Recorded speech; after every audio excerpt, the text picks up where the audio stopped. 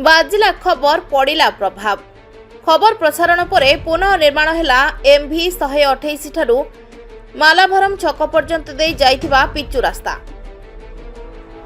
मालकानगिरी जिला कालीमेला ब्लॉक अंतर्गत MV 55 MV 128 ग्राम दे मालाभरम छक पर्यंत प्राय 1.8 किलोमीटर रास्ता काम को नहीं स्थानीय लोके असंतोष व्यक्त करने सह अभियोग आनिबा परे विभिन्न गणमाध्यम रे खबर प्रसारण होइतिला।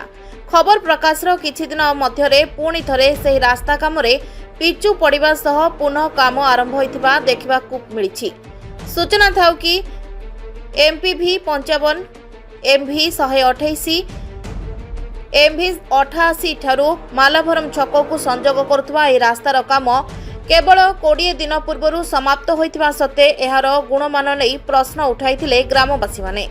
खबर प्रसारण परे आज पिचु रास्ता को संपूर्ण खोली पुनः पिचु चिप्स पकाई रास्ता काम गुणवत्ता सह आरंभ होइछि। एहाकु नै अंचलवासी निज खुशी व्यक्त करबा सह गणमाध्यम एवं प्रशासन को धन्यवाद देबा सह कृतज्ञता जणाइछन्ति।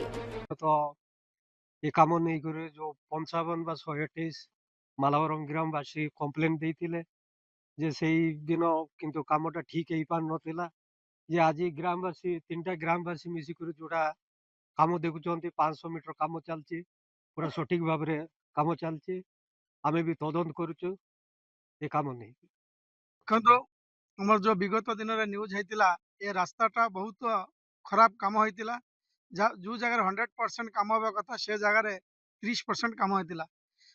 MPV 55 MV 128 ग्रामवासी कंप्लेन कलारु पुनर्बार रास्ता को प्रशासन भी सुनिले ये न्यूज मीडिया रे भी बाजिला पर प्रशासन भी दृष्टि देले एवं पुनर्बार रास्तार काम होउची जो आगुरु करा हेतिला से रास्ता को पिचु काढ़ी की आउ थरे नुआ पिचु करा जाउची।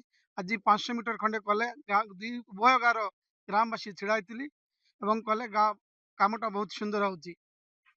मोर ना जीवन हलदार MV 128 ग्राम ए रास्ता काम नहीं कि आम मीडिया माध्यम रे प्रशासन को जनाइथिलु जे हमरो रास्ता बहुत खराब काम होइतिला पूरा डैमेज तापरे प्रशासन को धन्यवाद एवं मीडिया को धन्यवाद आमर कथा सुनले पुनराय ए कामटा रास्ता को आउ थरे नुआरे काढ़ी देकिना फिर नुआरे तैयारी होउची।